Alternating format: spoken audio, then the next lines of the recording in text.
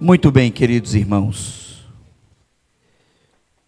Nós vamos continuar fazendo nossas reflexões em cima de um tema muito especial que nos faz lembrar sobre qual é o papel da igreja neste mundo, como a igreja, ela de fato é convidada pelo Senhor a colaborar com o seu plano, com o seu projeto redentivo. Para isso, eu vou pedir para você fazer, juntamente comigo, a leitura de dois textos. O primeiro você vai encontrar lá em Deuteronômio, capítulo 10.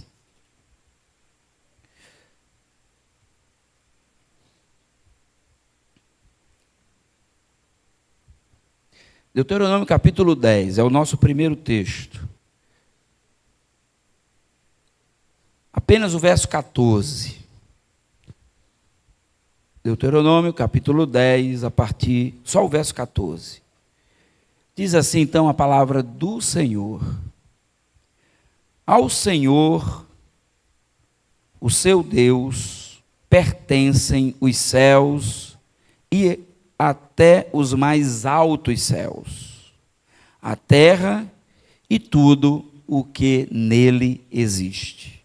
Vou repetir novamente. Ao Senhor, o seu Deus, pertencem os céus e a terra, e os mais altos céus, a terra e tudo o que nele existe. E aí você volta um pouquinho lá para Gênesis, capítulo 1, e nós vamos ler dois versículos bem conhecidos de todos nós. Capítulo 1, versos 26 e 27. Gênesis, capítulo 1, versos 26 e 27. Diz assim então a palavra do Senhor. Então Deus disse: façamos os seres humanos à nossa imagem, conforme a nossa semelhança. Dominem eles sobre os peixes do mar, sobre as aves dos céus, sobre os animais de rebanho, sobre toda a terra, e sobre todos os animais que rastejam sobre a terra. Então Deus criou o ser humano à sua imagem. A imagem de Deus o criou. Homem e mulher os criou. Amém? Louvado seja Deus pela sua palavra. Rogamos então ao nosso Deus que nos ajude a entender a sua palavra de maneira clara aos nossos corações e mentes. Ora, meus irmãos, se a igreja existe para o mundo, quais são então as agendas emergentes no mundo que desafiam a igreja? Então, hoje à noite, nós vamos abordar duas áreas que definem bem o campo de atuação da igreja. Quais são esses dois pontos? Seria a terra, o planeta em que vivemos, e a humanidade, os seres humanos que habitam este planeta. Estes dois aspectos, de certa forma, eles estão meio que no centro dos planos de Deus de redenção. Talvez nós tenhamos, dentro desses dois aspectos criativos de Deus, o alvo da ação de Deus de restaurar as coisas. Eles descrevem a demanda que recai sobre a missão da igreja. E o que caracteriza, então, esses dois aspectos, eles são extremamente desafiadores. São dois aspectos: a terra, o planeta em que vivemos, e a humanidade, os seres relacionais criados à imagem e semelhança do Criador, que são os habitantes deste planeta e que vivem neste mundo pelas mais diversas razões. E estar neste mundo, e estar neste planeta, e ser um ser humano, é extremamente desafiante. É algo do qual muitas vezes sequer paramos para refletir. Talvez ao longo do tempo e daquilo que fomos ensinados, tudo que se refere a Deus e nós, seres humanos, estejam resumidos, sintetizados apenas na ideia de que Deus enviou Jesus para livrar o homem do inferno. Provavelmente, a maioria de nós cresceu, se é que nós crescemos no Evangelho, ou se nós fomos alcançados e nos ligamos a uma comunidade evangélica, provavelmente a preocupação era a de que o Evangelho fosse esse espaço, esse lugar onde nós somos apresentados a Deus, e então tomamos uma decisão por aceitar Jesus e assim nos livrarmos do inferno. Provavelmente foi assim que nós fomos ensinados. A igreja é convidada, portanto, dentro destes dois aspectos da terra e da humanidade, a igreja é convidada a colaborar com Deus no plano de fazer nova todas as coisas, e a terra e a humanidade fazem parte do que há de mais especial no ato criacional dele. Quando nós olhamos a humanidade, a terra, a criação, não tem como não sermos, de alguma forma, atraídos a pensar em um Deus que se relaciona não só com este ser humano, mas com a própria criação, o próprio planeta, o cosmos e tudo que ele fez. A terra é o lugar onde Deus deseja habitar, e a humanidade é com quem ele deseja relacionar-se.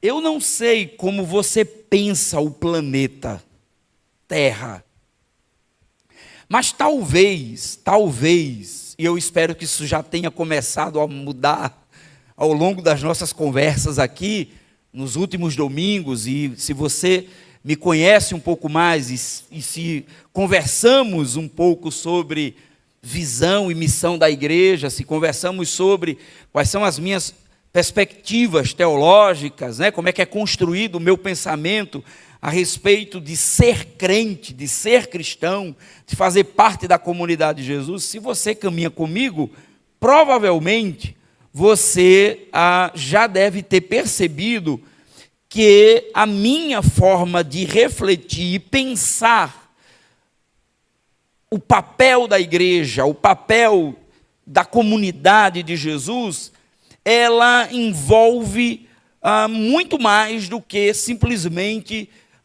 termos a garantia em Jesus de que nós temos um lugar reservado, né, um quarto ou uma mansão, ou, né, nos condomínios celestiais, onde ali nós vamos desfrutar de uma casa maravilhosa, de uma eternidade maravilhosa.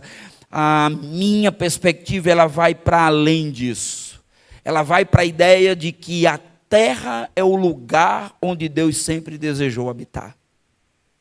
E Ele cria esse planeta porque Ele quer ter relacionamentos. Ele cria o homem porque ele deseja se relacionar. E isso, irmãos, é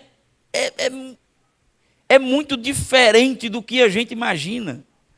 O nosso conceito principal é de que o jardim é o templo que Deus deseja habitar. Mas aí o jardim não deu certo, pelo menos naquele momento. Então Deus guarda o jardim, o homem é tirado do jardim e o resto do planeta é colocado à disposição dele para administrar. Para ele, inclusive, vai sofrer muito com esse planeta. Ele vai sofrer muito em cultivar este lugar. Aí Deus não descansa. Deus não descansa. Deus vai tentando movimentar os processos, ajustar as ideias, até que ele decide, libertando Israel do cativeiro que estavam no Egito, diz para eles como ele desejaria estar presente no meio do povo. Inclusive, os nomes que Deus usa para expressar o seu desejo de relacionamento com a humanidade são nomes que dão a ideia de presença. Tabernáculo, presença, Deus habitando no meio do seu povo. O tabernáculo é Deus descendo, por isso que a Shekinah, né? Deus desce uma vez por ano, no holocausto, no momento ali que tem, né, aquele sacrifício todo diferente. Aí Deus desce, entra no tabernáculo, no Santo dos Santos, e se relaciona com as pessoas, com o povo. Deus quer habitar no meio do seu povo. E o tabernáculo é uma tentativa de Deus de reproduzir o Éden, o jardim. O jardim. Mas o tabernáculo parece que não dá certo também. Aí constrói o templo de Jerusalém. Pomposo, bonito, arquitetônico, da melhor forma que você imagine. Muito ouro, muita madeira boa, muito bronze, tudo muito perfeito. Salomão inaugura o templo, e o que acontece na inauguração do templo? Deus desce e entra no templo e diz: estou aqui. Inclusive, quando Davi está para construir o templo, Deus diz: por que você quer construir uma coisa que não me cabe? Porque, na verdade, eu habito a terra. Aliás, Isaías, ele diz que Deus faz da terra o banquinho para descansar os seus pés. Deus é um Deus que está no meio da sua criação. Ele habita no meio do que ele criou. Não há um espaço, 1 centímetro deste mundo criado do qual Deus não esteja presente. Deus está presente em todos os lugares. Não há quem diga: Deus não está aqui. Ele até pode querer que Deus não esteja, mas Deus está presente em todos os lugares. Porque tudo só se sustenta por causa dele. Porque as coisas só não entram num total colapso por causa dele. Por causa do poder dele, por causa do governo dele e da majestade dele. A terra, portanto, é este lugar onde Deus deseja habitar. E nós, os seres humanos, criados à sua imagem e semelhança, somos o povo com quem ele deseja se relacionar. Então vem o meu primeiro ponto com vocês aqui. A missão na terra de Deus. Deus tem uma missão nesse planeta, nessa terra. Deus não criou esse planeta para ser destruído. Se você leu em algum lugar da Bíblia, ou se você interpretou em algum lugar da Bíblia, que esse planeta foi criado para ser queimado e destruído, lhe ensinaram errado. Lhe ensinaram a interpretar errado. Vamos ter que reler, fazer novamente uma leitura com mais calma, com uma melhor interpretação, com um melhor entendimento. A igreja é convidada a colaborar com Deus no plano de fazer nova, então, todas as coisas. Deus tem um compromisso com o que Ele criou. As últimas notícias, quando nós pensamos em um Deus que está em missão na terra, as últimas notícias têm dado conta que nós estamos à beira de uma terceira guerra. Nós estamos vivendo dias difíceis, irmãos. Não são dias fáceis. Nós estamos à beira de um colapso total. As maiores potências do mundo têm exibido seus arsenais de guerra, se provocando mutuamente. Nós, provavelmente, depois da Segunda Guerra Mundial, nós nunca tivemos tantos governantes de grandes nações tão interessados em guerra. Nunca, depois da Segunda Guerra Mundial, talvez pelo acúmulo de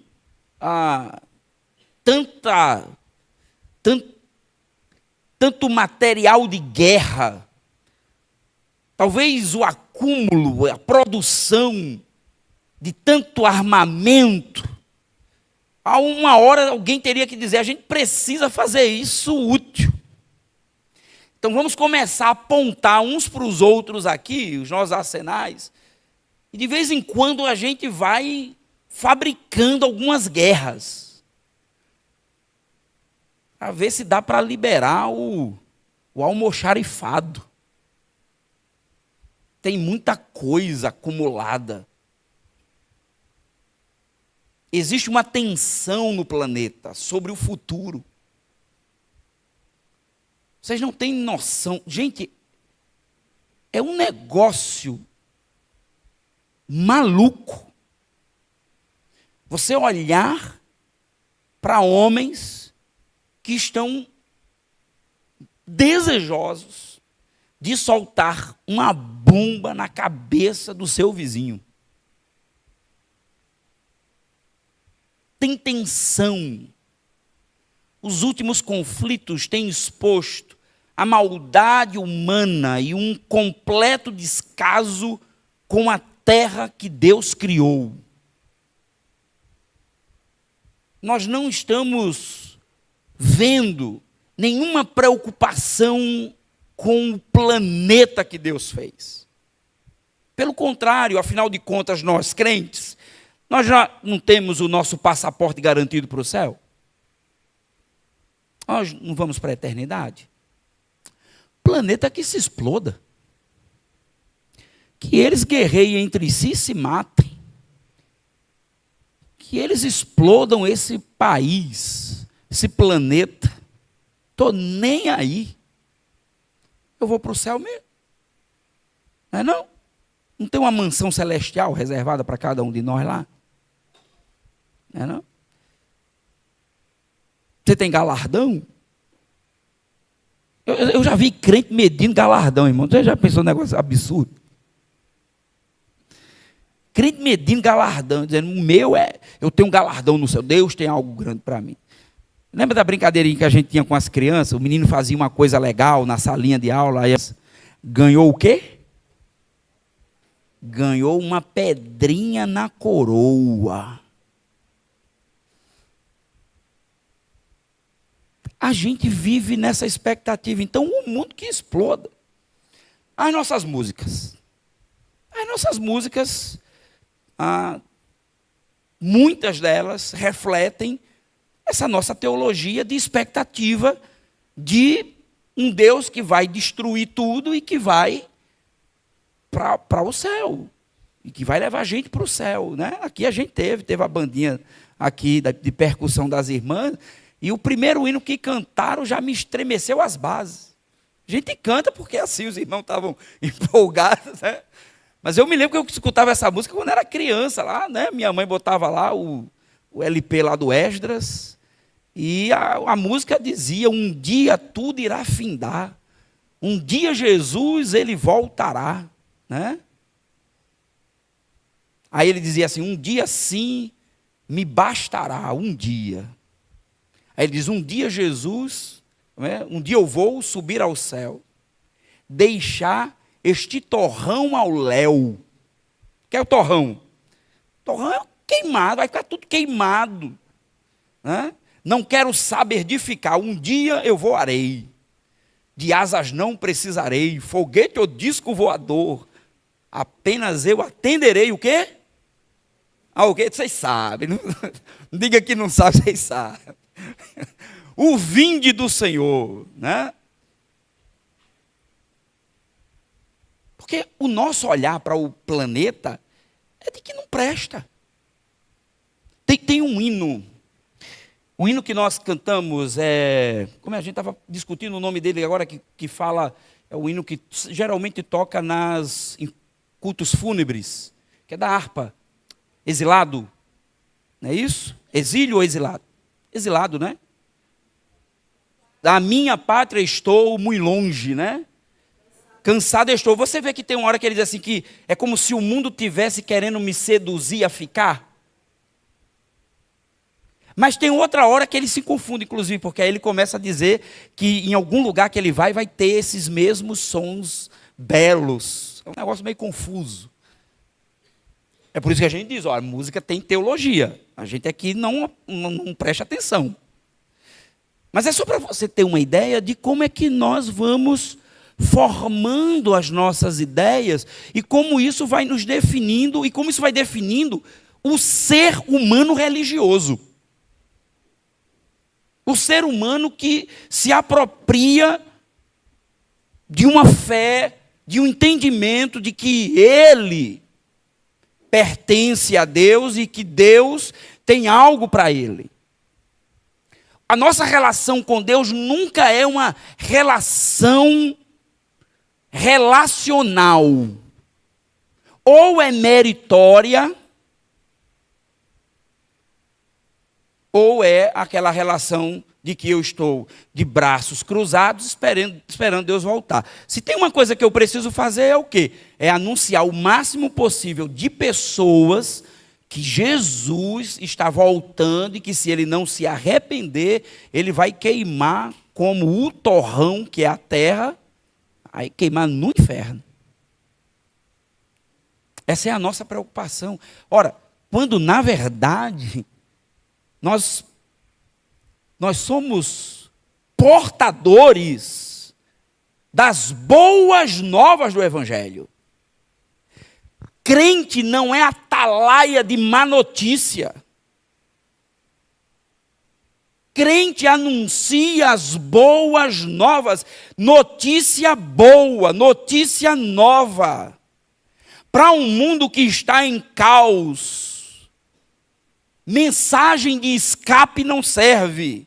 O que serve é dizer para as pessoas: Jesus ressuscitou, governa este mundo e não há ninguém neste planeta que não esteja debaixo da sua soberania e do seu poder. E ele continua usando a sua igreja e o seu povo para cuidar daquilo que ele criou.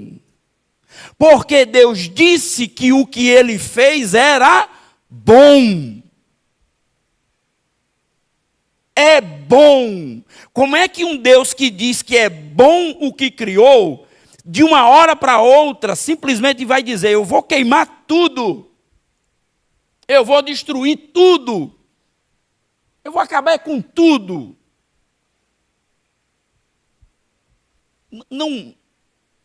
Não tomem como uma heresia, porque há um fundo de razão. Não deu muito certo destruir a terra com água. Não deu muito certo o dilúvio. Porque para que o dilúvio tivesse dado 100% certo, dentro da perspectiva de que iria ter uma nova humanidade, Noé e a família teria que ter morrido. Tanto é que Deus precisou, depois do dilúvio, fazer uma aliança. Um arco. Eu ouvi numa aula, outro dia, um professor dizendo assim: você já viu em que posição está o arco? Ele é de fato um arco. E o arco está apontado para a terra. Não é um arco assim para o céu. Ele é assim. Está apontado. A ideia de aliança, Deus aponta para o que Ele criou. E Ele diz: eu não vou mais destruir. Inclusive, interpretamos, por causa do texto grego, interpretamos errado, inclusive o que Pedro escreve lá na sua carta, né?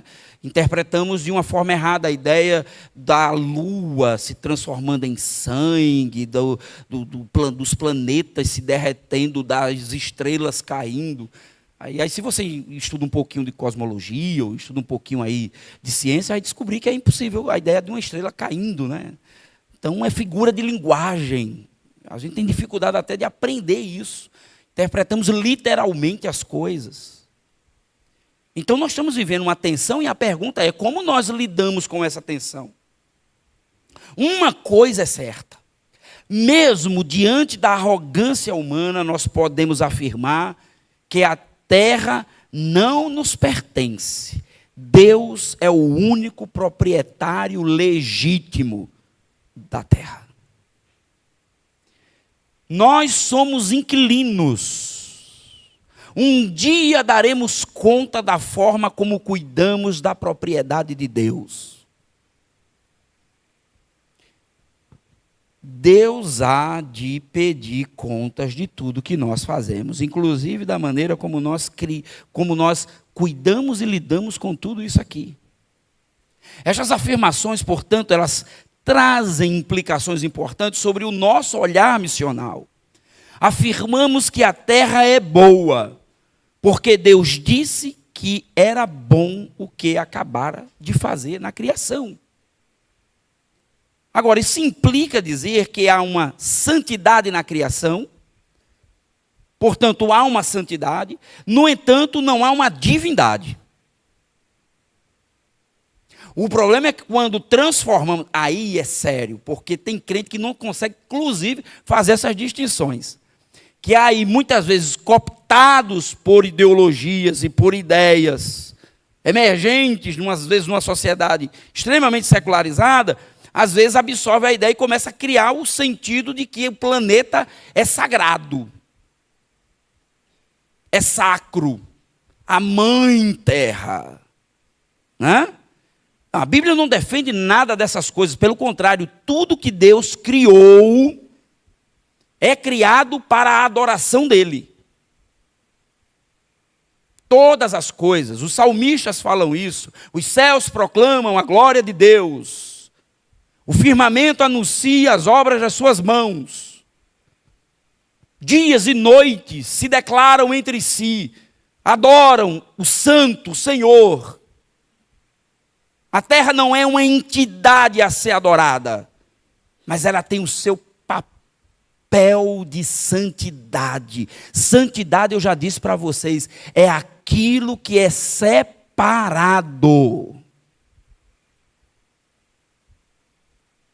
Separado. Em várias passagens das Escrituras, somos lembrados que a criação está nesta condição de adorar o Criador. Toda a terra, portanto, é o campo de missão de Deus e também o nosso campo de missão. Tem que fazer sentido. O Christopher Wright, num livro que serve inclusive de base para essas nossas conversas aqui, no livro A Missão de Deus, ele escreve: a terra inteira assim pertence a Jesus. Ela lhe pertence por direito de criação, por direito de redenção e por direito de herança. Deus deu a Jesus esse planeta.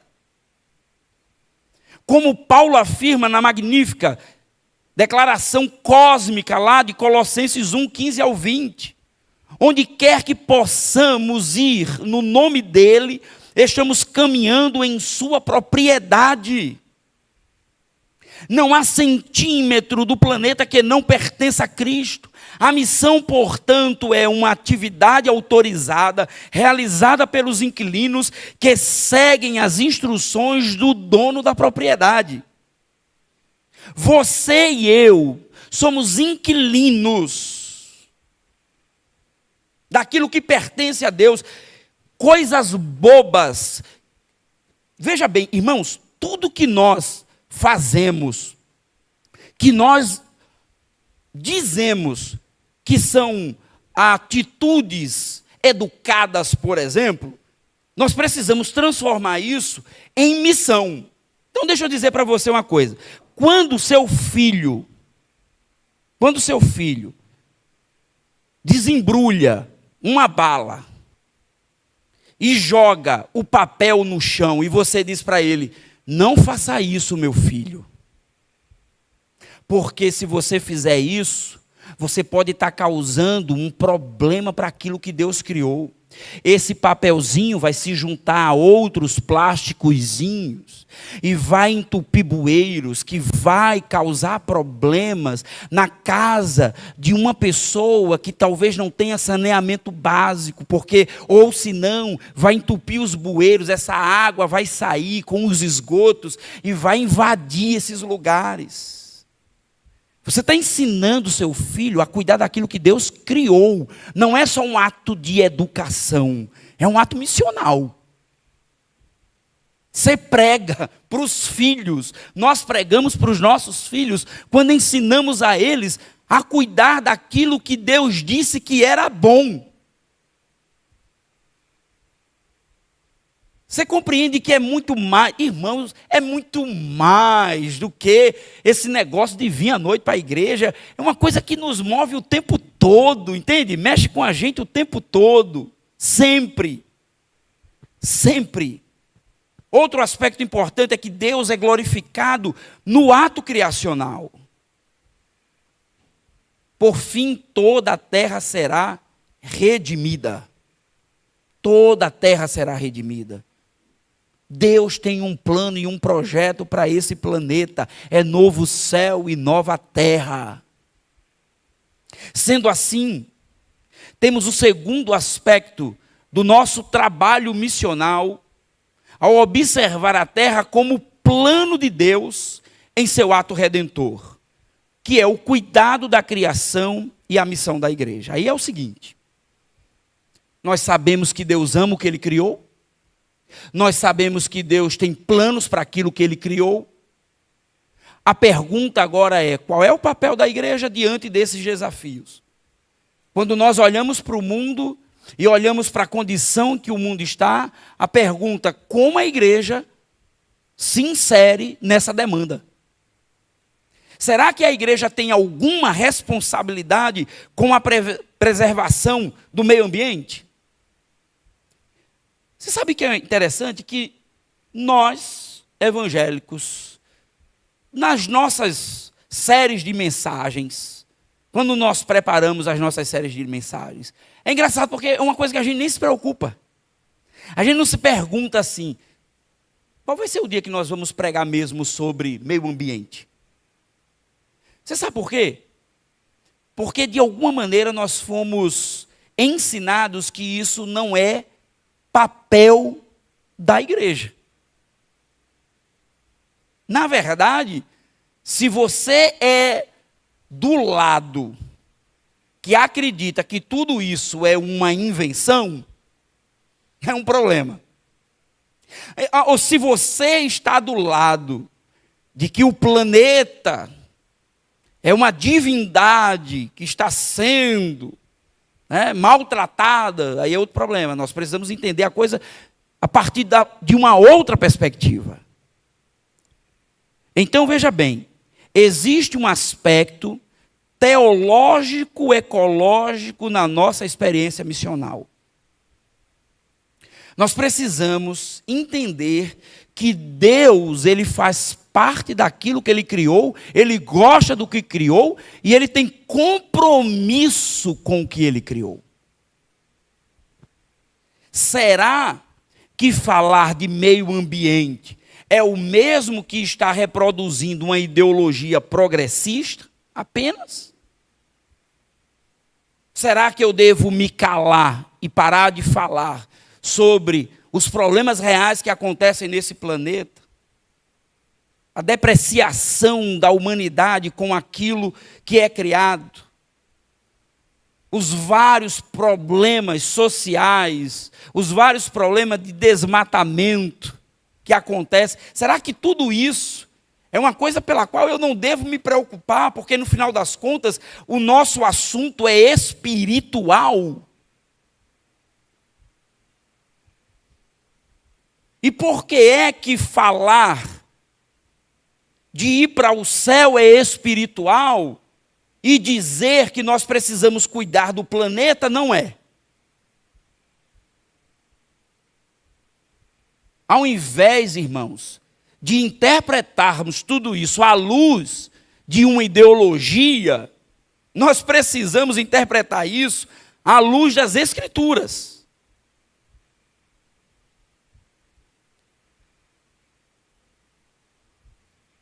Será se nós, no final das contas, não entendermos, ou se não entendermos a responsabilidade chamada missional para o cuidado da criação de Deus, será que nós perdemos a ideia de que Deus está cuidando do que Ele criou?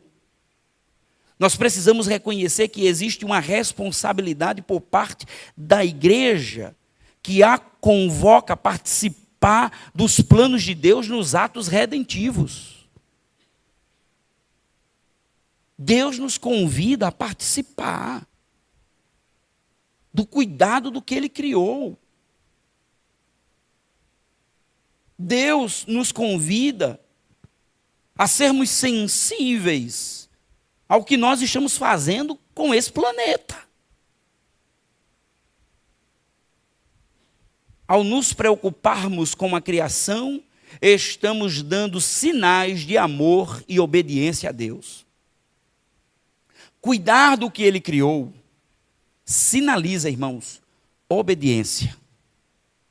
Obediência a Deus. Porque Deus gosta do que fez.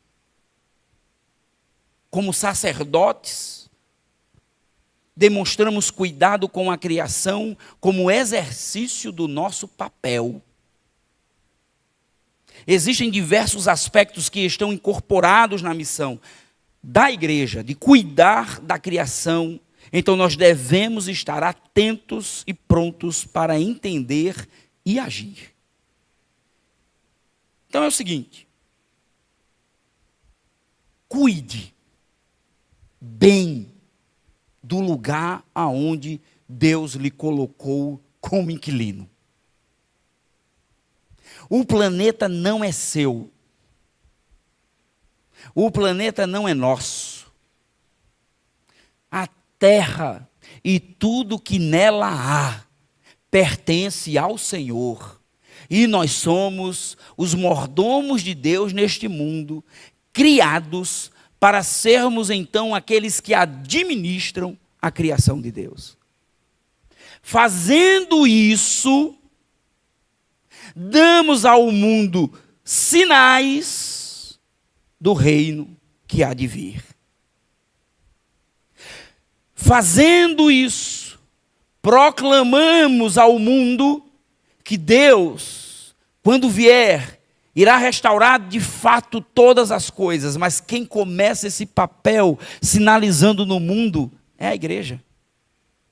É a igreja. Cuide. Cuide. Veja só, no nosso no nosso DNA de comunidade e igreja, uma das nossas preocupações é servir. Servir. Eu tenho pensado muito sobre isso. E uma das coisas que eu tenho aprendido é que tudo que nós fazemos, irmãos, é com o propósito de servir. Servir. Eu ouvi uma pessoa falando, um pregador falando sobre trabalho. E ele dizendo que você precisa ser o melhor no seu trabalho. Você que é crente, seja o melhor. Faça o melhor. Seja o que você estiver fazendo, você tem que fazer com excelência. No lugar onde você está, você tem que ser o melhor naquilo que você faz. E aí, tudo bem, eu entendi o que ele estava dizendo, mas eu tive a impressão que faltou algo. Por que é que você tem que ser o melhor? Por que é que você tem que ser o mais excelente? Tem que ter um propósito. Porque se o propósito for só para que o seu nome seja lembrado, só para que Deus esteja fazendo mimo a você, está errado. A razão pela qual nós somos os melhores em tudo o que fazemos é para servir.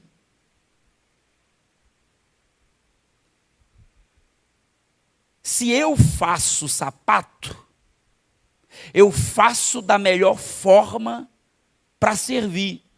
Veja só, olha como é que são as coisas. Irmãos, nós fazemos tudo para ganhar dinheiro. Nós fazemos tudo para ganhar dinheiro e ao mesmo tempo nós fazemos todo o esforço para ser bobo. Aí eu estava outro dia, entrar lá no TikTok, aí descobri que o TikTok tem uma loja. Não é isso? Tem uma loja. Aí eu comprei um tênis. Vi um tênis, a imagem bonita, aquela coisa maravilhosa. Eu disse, é isso aí, eu estou precisando de um tênis, eu vou comprar esse tênis.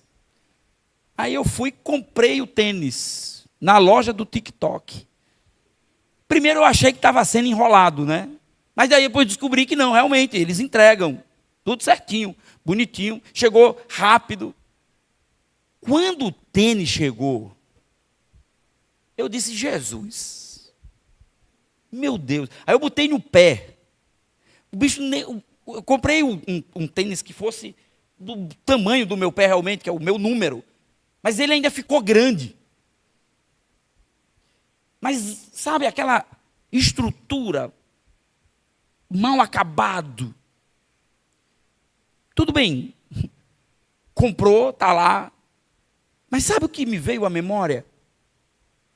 Quantas coisas, quantos serviços não oferecemos às pessoas da pior qualidade só para ganhar dinheiro e ainda vamos para a igreja dar testemunho de que Deus está nos abençoando financeiramente.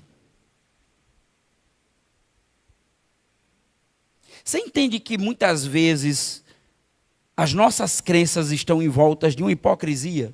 Vender e explicar um produto que não é aquilo que é. Só para que eu possa ter mais lucro. Irmãos, é esquisito isso. Então, tudo que eu faço bem, eu faço da melhor forma, porque eu estou servindo. Eu sou a imagem de Deus. Eu carrego em mim a imagem do meu Criador. Deus, quando fez esse planeta, Ele disse, é bom o que eu estou fazendo. E Ele fez tudo para nos servir. Então, se eu tenho uma imagem de Deus e eu sou uma pessoa que estou neste mundo e que eu trabalho, que eu produzo, tudo que eu faço bem para servir. De lambuja. Deus lhe abençoa, talvez lhe dê um bom salário, uma boa condição, mas isso não é o que mais importa. O que mais importa é servir, é transformar todos esses aspectos em atos. missionais que proclamam e anunciam. Olhe então para este mundo em que você vive, para esse planeta que tem sido maltratado. E é triste quando você vê um crente dizendo: que conversa que está mais quente, que conversa que o calor aumentou, que conversa é essa que as calotas de gelo estão sendo derretidas e que cada ano o mar avança ainda mais. Isso é conversa. Isso é uma turma aí que fica tentando impedir o progresso do mundo, porque o que nós precisamos é, de fato, explorar esse planeta, porque Deus disse o quê? Explore tudo isso. Nós somos tão egoístas que sequer pensamos em quem vai vir depois de nós. Nós só estamos preocupados com a gente agora. Ninguém, irmãos, nós não estamos preocupados com os que virão depois, porque nós já temos a resposta no final das contas, né? Primeiro, Jesus vai voltar logo. Há 2000 anos atrás, os discípulos já diziam isso. Deus está às portas. Então, a resposta que eu tenho é a mesma: Deus vai voltar já já. Então, se Deus vai voltar já já, por que eu vou me preocupar com os meus netos, bisnetos, trisnetos e as gerações que virão? Eu tenho que aproveitar esse planeta agora, as coisas boas do Senhor agora.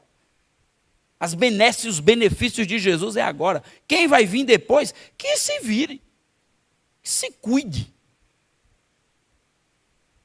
Nós não nascemos para isso, nós nascemos para servir. E aí eu concluo só lembrando aos irmãos uma coisa. Daqui a 2 semanas nós retornamos a essa nossa conversa, aí nós vamos entrar na parte da humanidade. Mas, se você lembrar de Hebreus, capítulo 11, quando o autor do livro ele fala dos heróis da fé. Você sabe o que é interessante nos heróis da fé? É que todos eles, descritos pelo autor do livro, todos eles foram excelentes no que fizeram, mas nenhum deles viu o resultado final pelo qual eles estavam trabalhando. Nenhum deles viu, por exemplo, Jesus ressurreto, mas eles trabalharam, mas eles se esforçaram para que fosse cumprido aquilo que Deus tinha prometido. Meus irmãos, nós somos chamados para fazer exatamente isso. Cuidando da criação de Deus, nós anunciamos as boas novas e preservamos esse planeta enquanto estivermos aqui. No dia em que o Senhor voltar e transformar essa terra numa nova e o céu num novo céu, louvado seja Deus, mas enquanto esse dia não chega, nós somos o povo de Deus que preserva esse lugar onde Deus deseja habitar conosco, por meio da sua vida. Então é espiritual sim falar sobre o planeta. É espiritual sim falar sobre o fato de que nós crentes precisamos cuidar do lugar onde estamos vivendo. É espiritual sim falar de cuidar do planeta, porque é falar de serviço, é obediência a Deus, de um Deus que irá redimir todas as coisas e já tem feito isso. Então, em nome de Jesus, meu irmão, medite sobre essas questões também. Isso tem a ver com a sua e a minha espiritualidade. Amém? Então, olha, vamos arregaçar as mangas e cuidar daquilo que Deus criou.